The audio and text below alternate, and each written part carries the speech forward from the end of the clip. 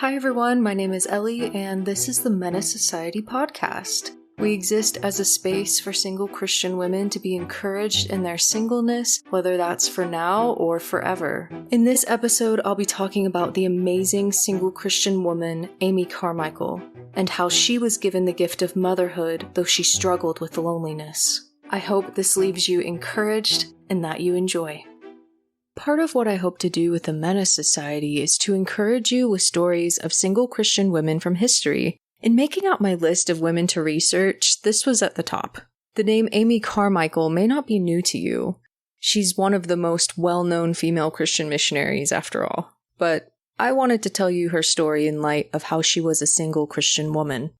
Amy was born into a Christian family in Northern Ireland in 1867. She became a missionary to India in her 20s, and while she was there, she learned that there was a local custom that allowed for baby girls to be dedicated to temples, where later these children would become prostitutes.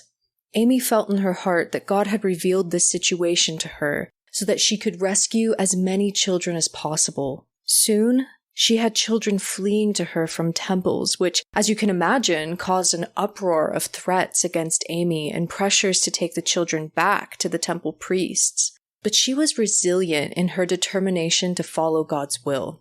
Amy was known for traveling long distances in scorching heat to save a single child. She served in India for 55 years, being remembered by so many children as Amma, which means mother. Though Amy never married, she became a mother. I know many of my single Christian friends fear that if they don't get married by a certain age, they'll lose the chance at becoming a mom. There's an awareness that the biological clock ticks. This can raise anxiety in women who dream of motherhood. Wanting to love, nurture, and raise a child is a good desire. I once had a disappointing experience soon after graduating high school. My dream for the past 3 years was to attend Hillsong College in Australia and study worship music. I was determined to get there, but I just didn't have the financial means. A woman I looked up to shared this wisdom with me. Sometimes God fulfills our dreams in ways that we don't imagine. She shared how she had a desire to work for an orphanage, but instead, God led her to work for a nonprofit that cared for at-risk youth. Her desire to nurture and care for children was at the root of her dream to work at an orphanage. In the same way, the root of my dream wasn't Hillsong itself, but to worship God and help others do the same. Years later, I was able to fulfill that desire at the Orlando House of Prayer. God might not fulfill your dream for motherhood in a way that you expect, but like Amy, your singleness doesn't bar you from experiencing this joy. Yes, it may look different. No, it might not involve the nuclear family.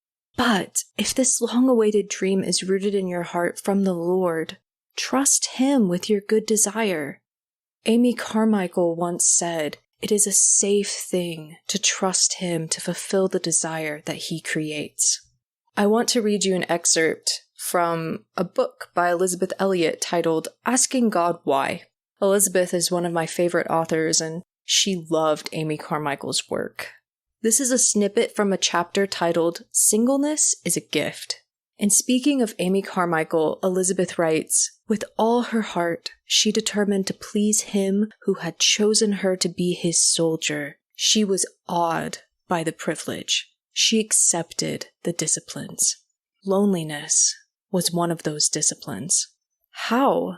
The modern young person always wants to know, did she handle it? Amy Carmichael would not have had the slightest idea what the questioner was talking about. Handle loneliness? Why, it was part of the cost of obedience, of course. Everybody is lonely in some way. The single in one way, the married in another, the missionary in certain obvious ways, the school teacher, the mother, the bank teller, and others. Amy had a dear coworker whom she nicknamed Twin. At a missions conference, they found that in the posted dinner lists, Twin and a friend named Mina had been seated side by side. "Well, I was very glad that dear Mina should have Twin," Amy wrote to her family. "And I don't think I grudged her one little bit, and yet at the bottom of my heart, there was just a touch of disappointment, for I had always fancied that I would have somebody of my very own, and there was a little ache somewhere. I could not rejoice in it. I longed, yes, longed to be glad, to be fulfilled with such a wealth of unselfish love that I should be far gladder to see those two together than I should have been to have had twin to myself. And while I was asking for it, it came. For the very first time, I felt a rush, a real joy in it. His joy, a thing one cannot pump up or imitate or force in any way. Half unconsciously, perhaps, I had been saying, "Thou and twin are enough for me." One soon clings to the gift instead of only to the giver. Her letter then continued with a stanza from the Francis Ridley Havergal hymn. "Take my love, my Lord, I pour at thy feet its treasure store. Take myself, and I will be ever only all for thee." After writing this, Amy felt inclined to tear it out of the letter. It was too personal, too humiliating. But she decided the Lord wanted her to let it stand, to tell its tale of weakness and of God's strength. She was finding firsthand that missionaries are not apart from the rest of the human race, not purer, nobler, higher. "Wings are an elusive fallacy," she wrote. "Some may possess them, but they are not very visible, and as for me, there isn't the least sign of a feather. Don't imagine that by crossing the sea and landing on a foreign shore and learning a foreign lingo, you burst the bonds of outer sin and hatch yourself a cherubim." Amy landed in India in 1897 and spent the first few years in evangelism. She began to uncover a secret traffic in little girls who were being sold or given for temple prostitution. She prayed that God would enable her to find a way to rescue some of them, even though not one had ever been known to escape. Several years later, God began to answer that prayer, and in a few years, Amy Carmichael was Amma, mother, to a rapidly growing Indian family that, by the late 1940s, numbered about 900. In a especially literal way, the words of Jesus seem to have been fulfilled. Everyone who has left houses or brothers or sisters or father or mother or children or fields for my sake will receive 100 times as much and will inherit eternal life. In answer to a question from one of her children who years later had become a close fellow worker, Amy described a transaction in a cave. She had gone there to spend the day with God and face her feelings of fear about the future. Things were all right at the moment, but could she endure years of being alone? The devil painted pictures of loneliness that were vivid to her years later. She turned to the Lord in desperation. "What can I do, Lord? How can I go on to the end?"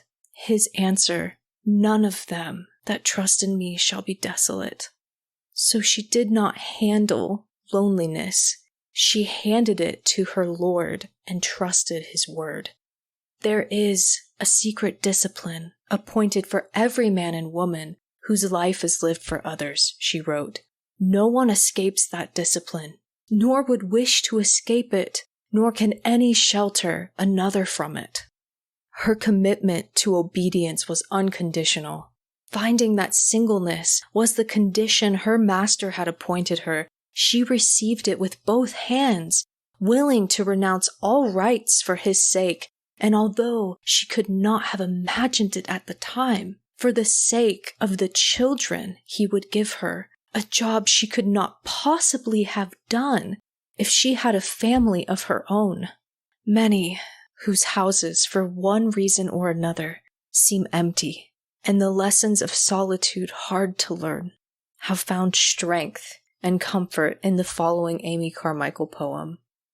O Prince of Glory, who dost bring thy sons to glory through thy cross, let me not shrink from suffering, reproach, or loss.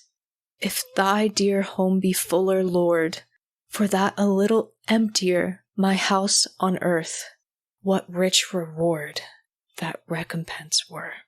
Amy's story reminds us that singleness does not mean purposelessness or a lack of fulfillment. There are dreams that God has placed in your heart that you may have imagined only being attained through a marriage. I want to encourage you to open your hands. Allow God to have your desires and to bring them about in the way He deems fit. I hope you're as encouraged by Amy as I am, not only for your dreams of being a mother, however that looks like in your future, but maybe questions of loneliness that you've had, that I've had. The Lord is faithful to us. Be encouraged by what He can accomplish through you in your singleness, in your home that may be a little emptier, so that our eternal home can be fuller. This has been the Menace Society Podcast. Thank you so much for listening to this first full-length episode. If you're a single Christian woman, I invite you to join our Discord community, where we share funny memes, talk about life updates, and overall just uplift one another in this time of our lives. You can find the link to that in the description below. I'll see you next time.